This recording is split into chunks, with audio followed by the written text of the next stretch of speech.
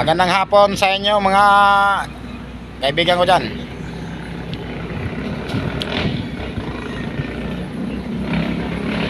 Kahit mataumal po ang aming biyahe, tuloy pa rin ang pamasada.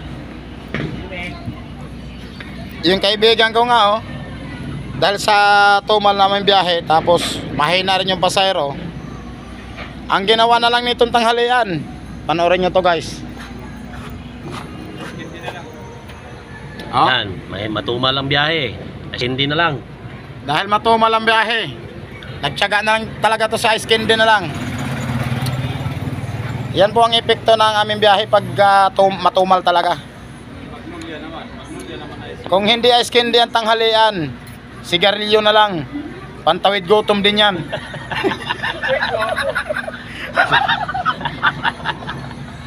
Grabe idol, oh. Pero wag nyo kaming gagayahin guys ha, kung ganun lang ang aming pananghalian. Shout out sa idol. Sigarilyo at saka ice candy lang, wag nyo kaming gagayahin. Baka mamaya sabihin nyo may katotohanan yan. Yan po ay joke-joke po lamang. Wala pong katotohanan yan. It's a prank. It's a prank daw yan, sabi ng kaibigan ko. Buti pa nga to, nung pagpabalik, puno to eh. Ako nung pagpabalik, dalawa lang talaga. Pinagtyagaan ko na. Ang hangin.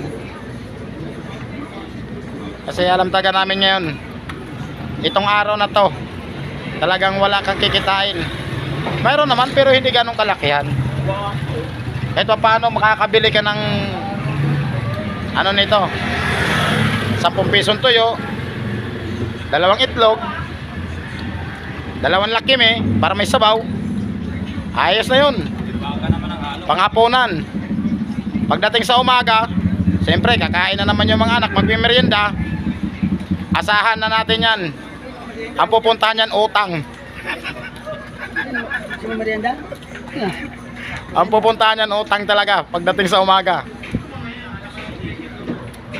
Ganon lang po talaga ang buhay namin mga tricycle driver. Kahit hindi ganong kalakihan ang kita, hindi pa rin nawawala yung ngiti. Yan ang mga tunay na driver. Basta driver, sweet lover. Basta malaki ang paningin. Ay, wag naman. Kahit daw malaki daw ang kita, basta yung mata nakabulat-lat na yung mata.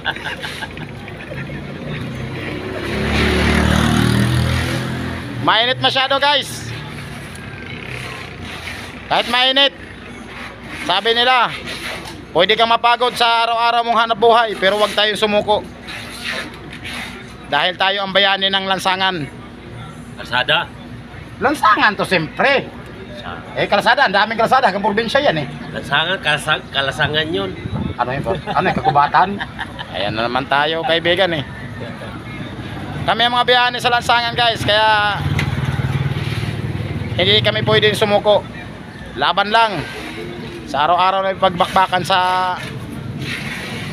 pangkalawakan. Kalawakan sa lansangan. Mainit talaga dito ngayon. Nagpa-vlog din yun. Ha?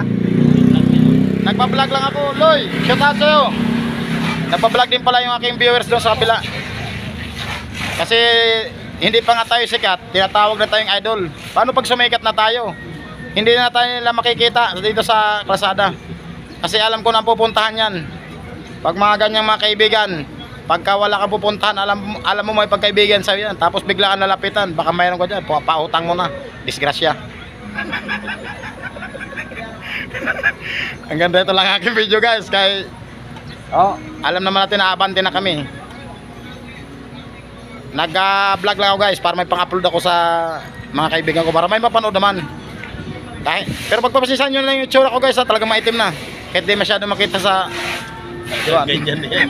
talagang ganyan na yan. Kahit si Vicky Bilo niyan, hindi na kayang ayusin yan.